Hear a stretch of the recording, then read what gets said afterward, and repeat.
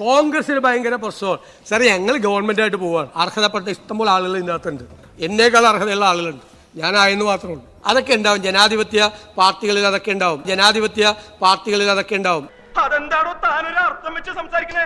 നിങ്ങളുടെ പാർട്ടിയിൽ CPM-ൽ എല്ലാം ശാന്തമാണല്ലോ. എന്താണ് തെരഞ്ഞെടുപ്പ് കഴിഞ്ഞിട്ട് നടക്കുന്ന കാര്യങ്ങൾ? സാർ, ഞാൻ പ്രതിപക്ഷ നേതാവായി വന്ന് കസേരയിൽ ഇരുന്നപ്പോ എന്നെ ആരും ചോദ്യം ചെയ്തില്ല. പാർട്ടി എന്തോ കുത്തി പറയുന്ന പോലെ എനിക്ക് ഫീൽ ചെയ്യുന്നുണ്ട് കേട്ടോ. പ്രതിപക്ഷ നേതാവിനെയും പാർട്ടി സെക്രട്ടറിയെയും പാർട്ടിയിലെ അണികളും നേതാക്കന്മാരും ചോദ്യം ചെയ്യാണ് നേതൃത്വത്തെ. അതൊക്കെ വല്ലാത്തൊരു പൂതിയാണ് കേട്ടോ. എന്നെയോ ഞങ്ങളെയോ ഈ സ്ഥാനത്ത് പാടില്ല എന്ന് ഞങ്ങളെ പാർട്ടിയിൽ എവിടെയും ആലോചിച്ചിട്ടില്ല, എഴുതി വെച്ചിട്ടില്ല. അതെല്ലാം ഈ നാട്ടിലെ വലതുപക്ഷ മാധ്യമങ്ങളുടെ സൃഷ്ടിയാണ്. ഇതെല്ലാം കൂടി നമ്മള് കുറ്റായി. അത് കേട്ടിട്ട് ഇതാ ഇപ്പൊ CPM തകരാൻ പോകുന്നേന്ന് വിചാരിച്ച് നിങ്ങൾ വല്ലാതെ മോഹിച്ച് നിൽക്കണ്ട കേട്ടോ. വെറുതെ ആൾക്കാരെ കൊണ്ട് ചിരിപ്പിക്കണ്ട. ഏതായാലും സംഗതി ആകെ പ്രശ്നം തന്നെയാണ്. CPM-ൽ എല്ലാം നന്നായി നടക്കുന്നുവെങ്കിൽ ഞങ്ങൾക്ക് ഭയങ്കര സന്തോഷം. ഒരു തിരുത്തലും ഇല്ല. ഇതെല്ലാം കറക്റ്റാണ്. നിങ്ങൾ തീരുമാനിക്കണമെന്നാണ് ഞങ്ങളുടെ ആഗ്രഹം. നിങ്ങൾ ഇങ്ങനെ തന്നെ പോകണം.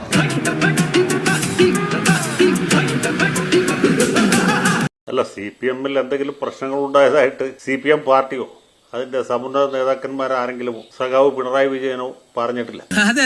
കോട്ടെ CPM-ന് തെരഞ്ഞെടുപ്പിൽ പരാജയം ഉണ്ടായിരുന്നു പോലും അവർ അംഗീകരിച്ചിട്ട്. പിണറായി വിജയന്റെ വെല്ലുവിളി കേട്ടാൽ തോന്നുന്നു അദ്ദേഹമാണ് മുഖ്യമന്ത്രി. PD സതീശൻ ഇപ്പോഴും പ്രതിപക്ഷ നേതാവാണ്. പക്ഷെ അങ്ങനെയല്ല. ഊതിയതല്ലേ, കാറ്റടിച്ചപ്പോ മനസ്സിലായില്ലേ. ഇത് പാർട്ടിക്ക് തെറ്റുപറ്റി, മുന്നണിക്ക് തെറ്റുപറ്റി, പല സ്ഥലങ്ങളിൽ തിരുത്തേണ്ട സ്ഥലത്ത് തിരുത്തിയില്ല. അതിൽ ജാഗ്രത കുറവുണ്ടായി, വീഴ്ചയുണ്ടായി എന്നൊക്കെയാണ് പാർട്ടി നേതാക്കന്മാർ ഒളിഞ്ഞും തെളിഞ്ഞും പറയുന്നത്.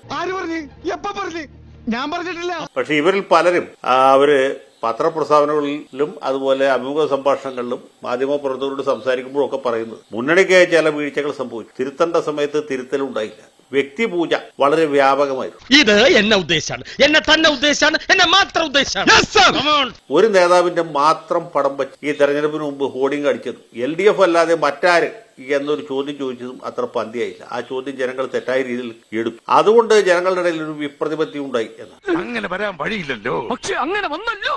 യഥാർത്ഥത്തിലുള്ള പ്രശ്നങ്ങൾ ഇവരാരും പറയുകയും. കാരണം എന്താ വെച്ചാൽ ഈ തീരെ ഭരണപരിചയമില്ലാത്ത 10-18 പേരെ വെച്ച് മന്ത്രിസഭ ഉണ്ടാക്കി കഴിവും പ്രാപ്തിയുള്ള ആളുകളെ പുറത്തു നിർത്തുകയും ചെയ്തു. അതാണ് ഒന്നാമത്തെ തെറ്റ്. കാര്യം സത്യമാണെങ്കിലും എനിക്ക് അംഗീകരിച്ചു കൊടുക്കാൻ പറ്റുമോ?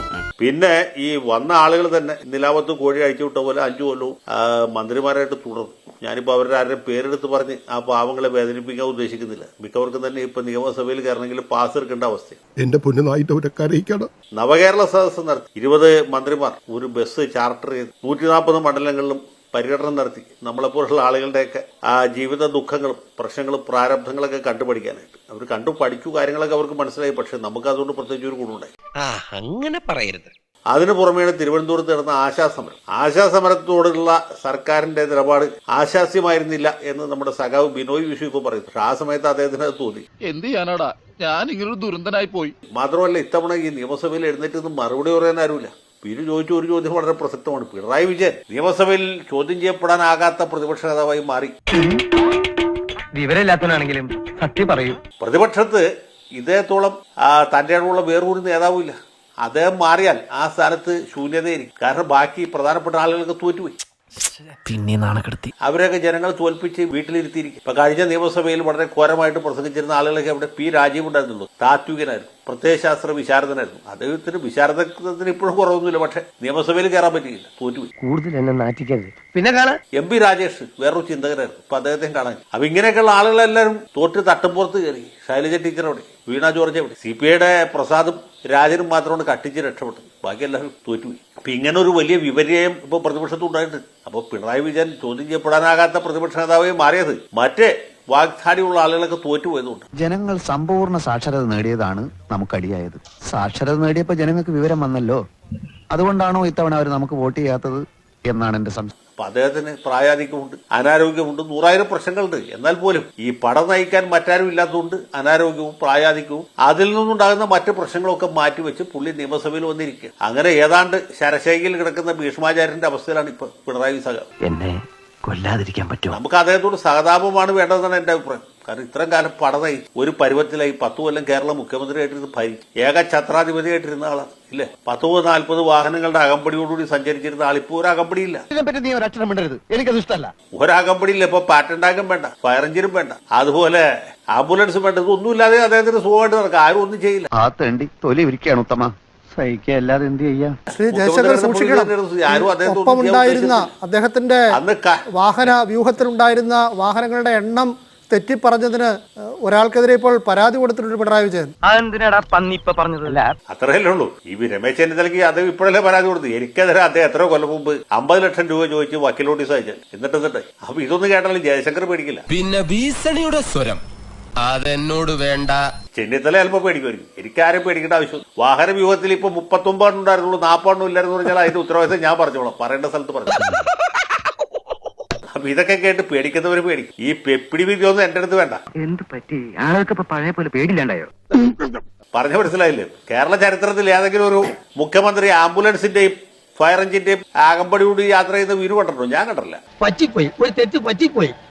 എനിക്ക് ഓർമ്മ വെക്കുന്ന കാലത്ത് അച്യുതമേനോനാണ് കേരള മുഖ്യമന്ത്രി. അച്യുതമേനോൻ, കരുണാകരൻ, മുൻ മുഖ്യമന്ത്രി AK ആന്റണി. മരിച്ച ആംബുലൻസിൽ പോകുന്ന കണ്ടിട്ടുണ്ട്. എന്ത് കേട്ടിട്ടാണ് ചിരിക്കുന്നത്? കേരളത്തിലൊരു മുഖ്യമന്ത്രിക്ക് ആംബുലൻസിന്റെ പിന്തുണ ഞാൻ കണ്ടിട്ടില്ല. അപ്പൊ ഇങ്ങനെയൊക്കെ യാത്ര ചെയ്യുമ്പോൾ ജനങ്ങൾ ഇതൊക്കെ കണ്ടുകൊണ്ടിരിക്കല്ലേ. കാണുന്നവർക്ക് ഒരു ഇടതുപക്ഷ മുഖ്യമന്ത്രി ഇദ്ദേഹത്തെ പോലെ ഒരാള് ഛത്രചാമര പരിവീജിതനായിട്ട് പണ്ട് തിരുവിതാംകൂർ മഹാരാജാവ് ഉണ്ടായിരുന്നില്ല, അദ്ദേഹത്തിന് ഇത്ര അകമ്പടി ഉണ്ടായിരുന്നു. അത് വെറും മഹാരാജാവായിരുന്നു. ഇദ്ദേഹം കേരള ചക്രവർത്തിയാണ്. അപ്പൊ ആളുകൾ വെറുത്തു. അതാണ് ശരിക്കുള്ള പ്രശ്നം. ഇതിനാണ് അവനവൻ പാരാന്ന് പറയുന്നത്. ആളുകളെ വെറുപ്പിച്ചു എന്നുള്ളതാണ്. അത് അംഗീകരിക്കുന്നതിന് പകരം മുഖ്യമന്ത്രിയെ വെല്ലുവിളിക്കുന്നു, സ്പീക്കറെ വെല്ലുവിളിക്കുന്നു, അല്ലെങ്കിൽ കോൺഗ്രസ്സുകാരായ മന്ത്രിമാരെ വെല്ലുവിളിക്കുന്നു, ലീഗുകാരെ വെല്ലുവിളിക്കുന്നു. ആർക്കും വിളിക്കാം. പക്ഷെ ഈ വെല്ലുവിളിക്ക് എന്തെങ്കിലും ആത്മാർത്ഥതയുണ്ടോ, ആർജവമുണ്ടോ, അത് ജനങ്ങളുടെ പ്രശ്നങ്ങളുമായിട്ട് എന്തെങ്കിലും ബന്ധമുണ്ടോ എന്നുള്ളതാണ് പ്രശ്നം. പോട്ടെ സാറേ കേട്ടാ, വീട്ടുകളാ ബോട്ടിയില്ലാത്ത അവൻ എന്തെങ്കിലും പറഞ്ഞു. അപ്പൊ ഇതുപോലെയുള്ള ചപ്പടാച്ചികളുണ്ട്, പിപ്പിടി വിദ്യ കൊണ്ടുമാണ് പുള്ളി പാവം ഈ വയസ്സുകാലത്ത് പിടിച്ചു നിൽക്കുന്നത്. ഞാൻ പറഞ്ഞില്ലേ, സഹതാപമാണ് വേണ്ടത്. നിർത്തി അങ്ങ് അവമാനിക്കുവാണെന്ന്. VS അച്യുതാനന്ദന് പത്മവിഭൂഷൺ പ്രഖ്യാപിച്ചു. അത് വാങ്ങാൻ പാടില്ലെന്ന് പാർട്ടി വിലക്കി. അച്യുതാനന്ദന്റെ മകനത് പോയി വാങ്ങിക്കാൻ ധൈര്യം വന്നില്ല. എനിക്കില്ലേ പിന്നെ ആർക്കും വേണ്ട, ഞാൻ ഒപ്പം ശരിയാക്കി തരാം.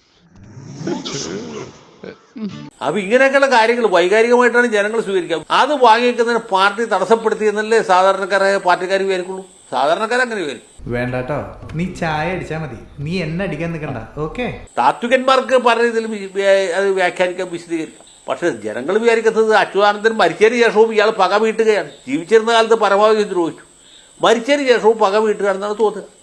അയ്യോ ഞാനോ മനസ്സാ വാചാ കർമ്മണാ ഉരുളണ്ട പറലണ്ട. അതുപോലെ KK ശൈലജയ്ക്ക് ഇല്ലേ റമോൺ മക്സാസെ അവാർഡ് പ്രഖ്യാപിച്ചു. ഈ അവാർഡ് പിണറായി വിജയൻ പുള്ളി മനിലയിൽ പോയി 2 കൈ തീറ്റി മേടിക്കാൻ, റിയാസിനാണെങ്കിലും പോയി മേടിക്കാൻ സമ്മതിച്ചു. മരുമകനെ ഇവിടുന്ന് ആശീർവദിച്ച് വിമാനത്തിൽ കയറ്റി വിട്ടെ. പക്ഷേ ശൈലജയ്ക്ക് കിട്ടിയപ്പോൾ പറഞ്ഞു പോയി മേടിക്കണ്ട, വേണ്ട, അത് വലിയ മറ്റേ ബൂർഷ്വാസിയുടെ അവാർഡാണ്. ഉളുപ്പുണ്ടടാ ചക്കണക്ക്. അത് ബൂർഷ്വാസിയില്ല, ആഗോള സാമ്രാജ്യത്വത്തിന്റെ ചട്ടുകമായ ഫിലിപ്പീൻസിൽ നിന്ന് കൊടുക്കുന്ന റമോൺ മക്സാസെ തന്നെ ഒരു കമ്മ്യൂണിസ്റ്റ് വിരുദ്ധനായി എന്നൊക്കെ വ്യാഖ്യാനിച്ചു. അപ്പൊ ഇതൊക്കെ ഇങ്ങനെയൊക്കെ ചെയ്യുമ്പോൾ അതിന്റെയൊക്കെ പരിണതഫലം ഉണ്ടാവും. അതിന്റെയൊക്കെ ഫലമാണ് ഇപ്പൊ ഈ തെരഞ്ഞെടുപ്പിൽ കണ്ടത്. ശവത്തേല് ബ്ലേഡ് വെച്ച് കീറില്ല എന്റെ നായരെ. നാട്ടുകാർക്ക് ഭരണം മടുത്തിട്ട് സഹിക്കാൻ വയ്യാത്ത ഒരവസ്ഥയിൽ എത്തിക്കഴിഞ്ഞു കഴിഞ്ഞപ്പോഴത്തേക്ക് നാട്ടുകാർ, അല്ലാണ്ട് എനിക്ക് ഇപ്പോഴും തോന്നുന്നില്ല കോൺഗ്രസ്സുകാരോടുള്ള എന്തെങ്കിലും പ്രത്യേകിച്ച് സ്നേഹം കൊണ്ടാണ് ഈ കോൺഗ്രസ്സുകാർക്ക് 102 സീറ്റ് കിട്ടിയതെന്ന്. ഇത് ഇവരോടുള്ള മടുപ്പിന്റെ ഒരു പ്രതിഫലനം മാത്രമാണ് ഈ 102 സീറ്റ്. 100% ഞാൻ യോജിക്കുന്നു.